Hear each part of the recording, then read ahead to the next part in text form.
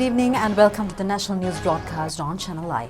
We are ready to bring you the top stories from home and around the world. I'm Natalia Virvadar. Good evening indeed. I'm Thilina Udayaratne. We begin with a quick check on tonight's top stories. An attorney at law and school principal arrested over the Easter Sunday attack have been remanded. The vaccination of state and private sector employees in selected areas of the Western province is set to begin this weekend. The suspect arrested along with explosives in Nadunkerni has been handed over to the Terrorism Prevention Division.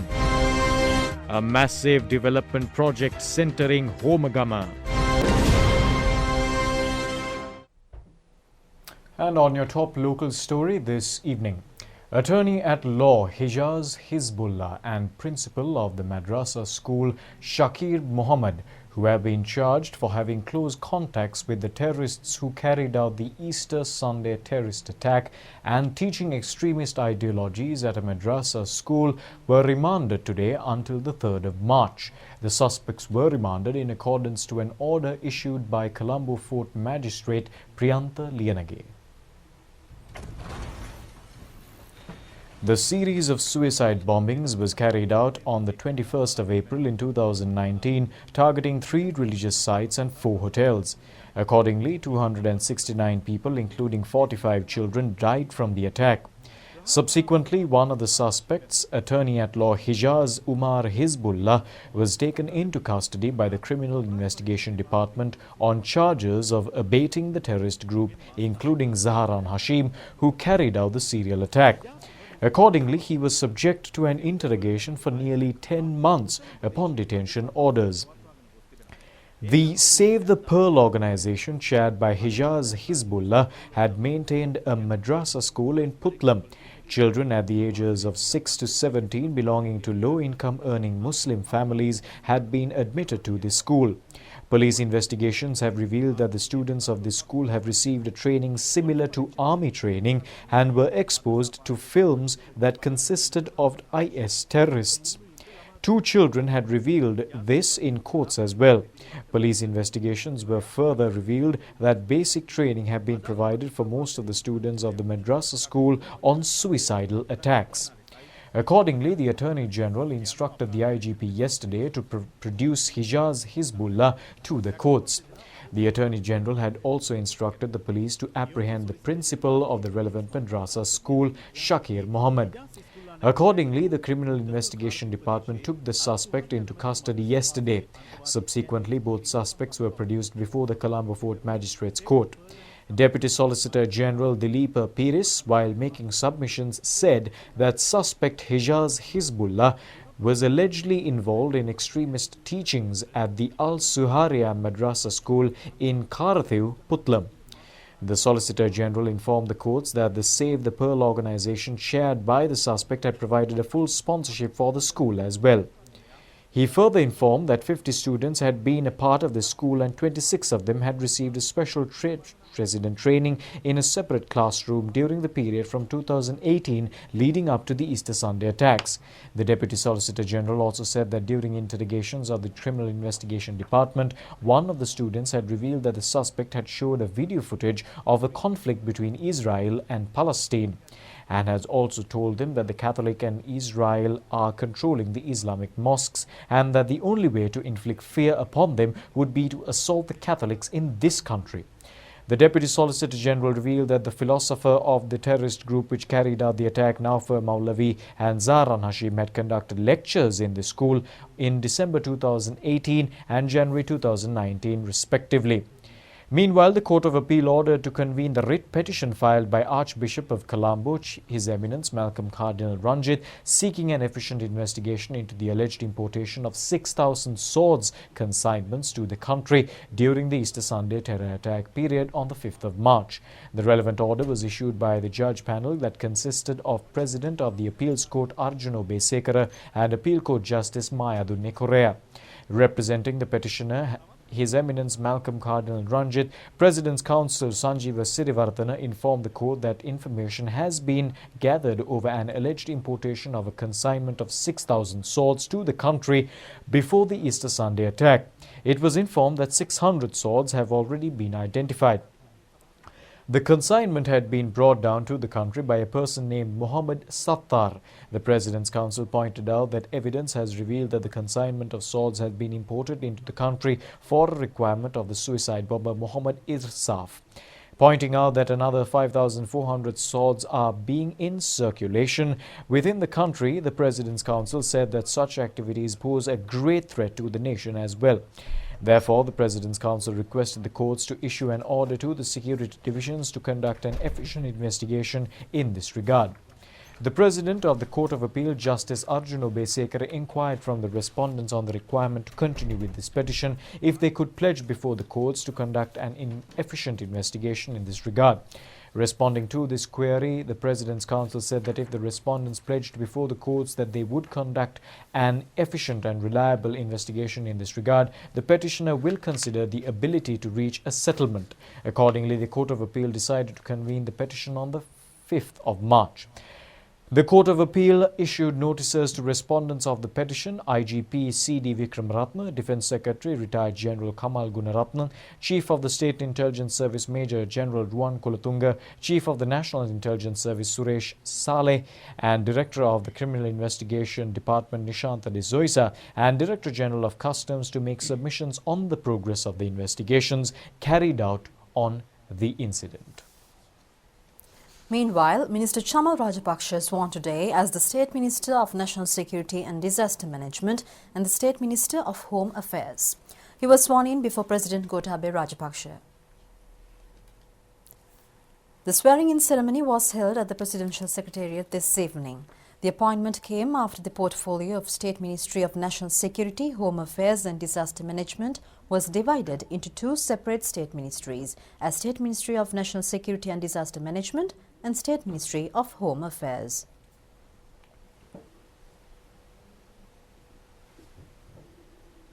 The inauguration meeting of the Operational Committee on Sustainable Development was held under the patronage of Prime Minister Mahinda Rajapaksa.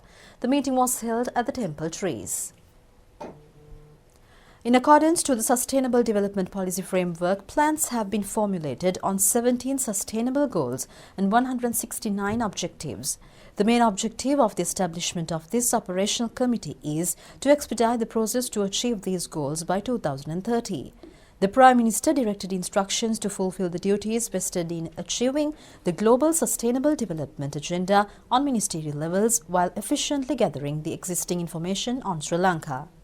Minister of Foreign Relations Dinesh Gunawardena briefed on the objective of the newly established committee, and Secretary to the Treasury S.R. Atigala pointed out the importance in climbing the Global Sustainable Development Indexes.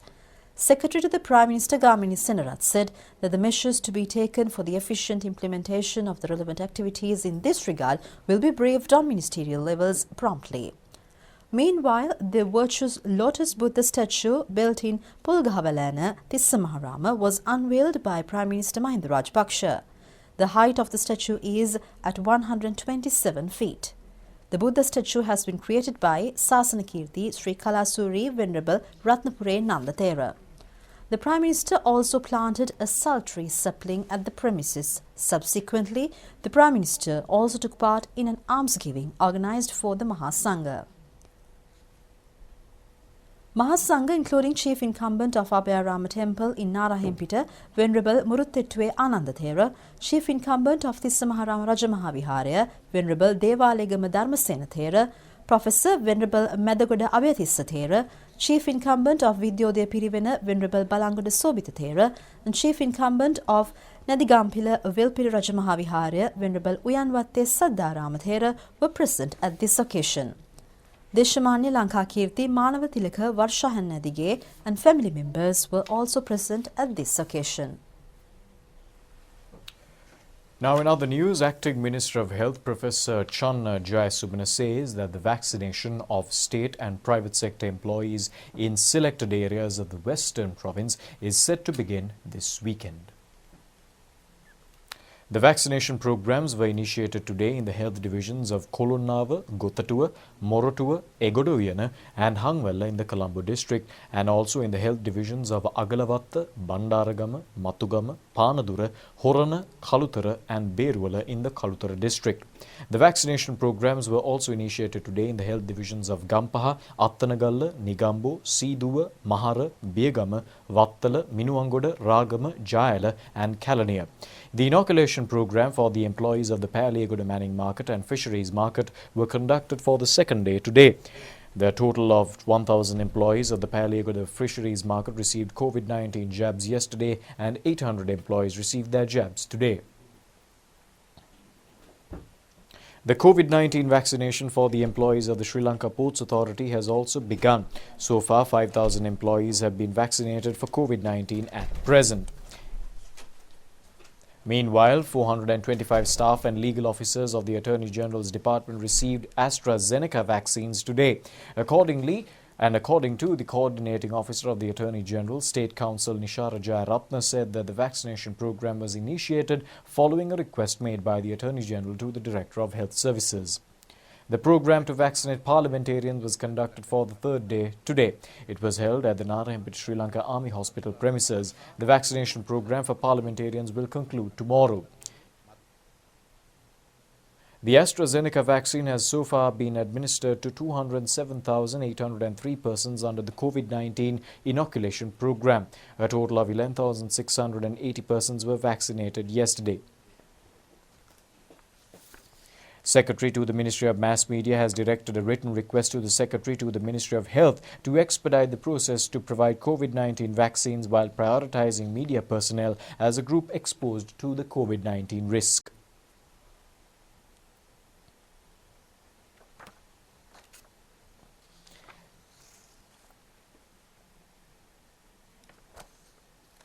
The number of COVID-19 recoveries in the country has increased up to 71,823.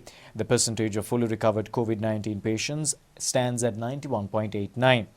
Meanwhile, 7.57% of COVID-19 patients are receiving treatment at present, and this amounts to 5,919 patients. Another 258 COVID-19 patients were detected in the island today.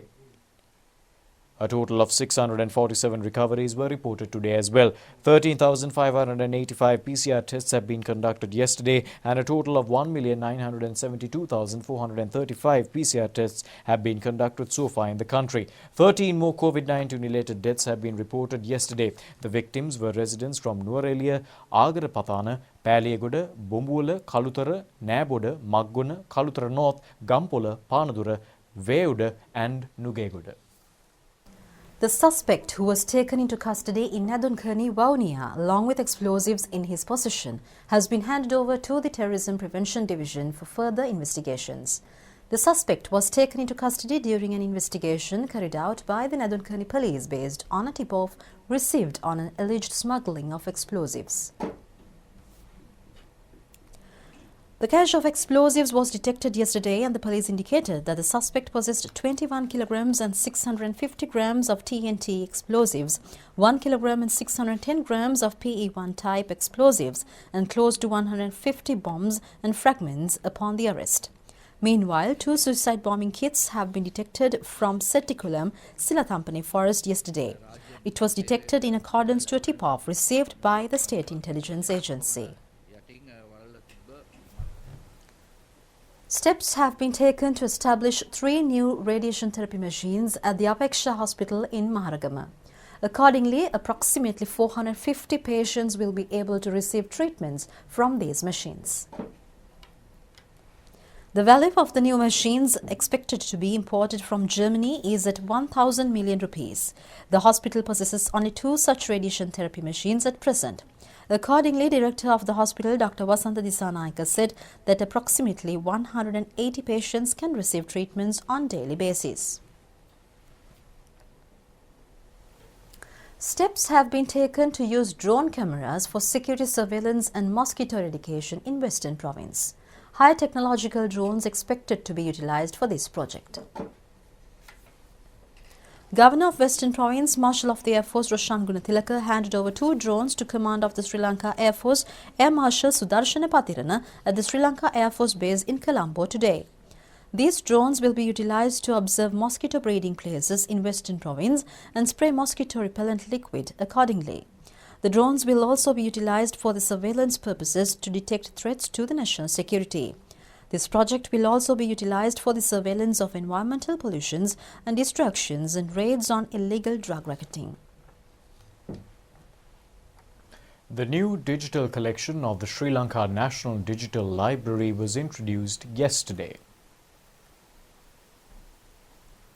The event was held at the National Library and Documentation Services Board. Minister Professor G.L. Pires took part in the event as chief guest. The opportunity to access the international platform Let's Read, introduced for the reading of storybooks in Sinhala, Tamil and English, was presented to the National Digital Library during this occasion.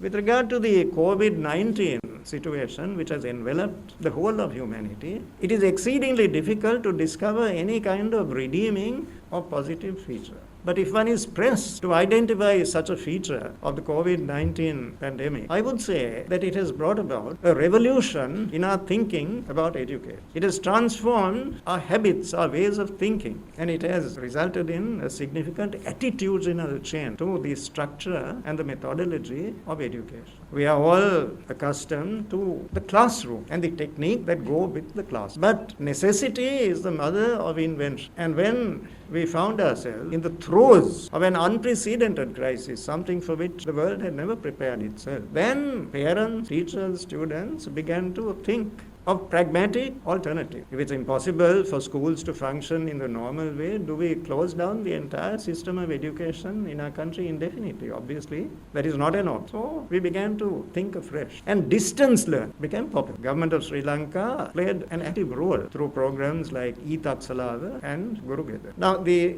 concept of a digital library is complementary to that development. If it is not possible to visit a library physically in order to take advantage of the resources of the library, then it behoves us to consider alternative avenues for accessing the resources of a library, a digital library. E-books are popular and modern technology rules our society, indeed it rules the whole world. Nevertheless, I think there is still a need for the printed book. The experience of turning the pages, looking at the printed words, this should not be consigned to the past. It is still a very valuable aspect of the education of a child. Minister Udaya Gammanpila says that an agreement has been reached to convert the oil tank farm in Trincomalee to a private company while acquiring the majority management shares to the Ceylon Petroleum Corporation, following the discussions held with the Government of India.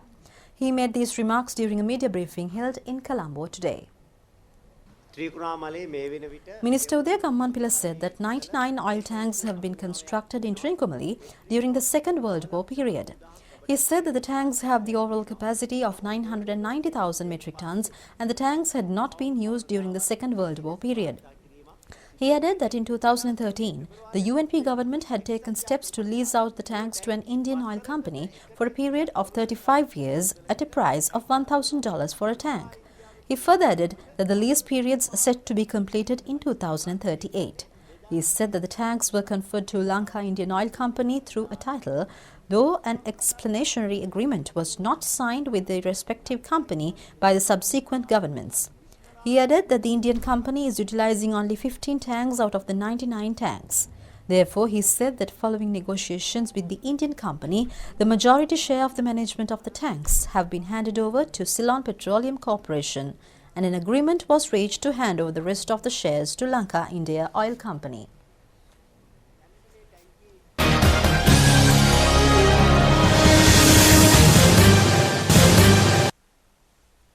And on sports news for tonight, Minister Namal Rajapaksa says that the recommendations of the COPE Committee on Sri Lanka cricket will be implemented upon submissions.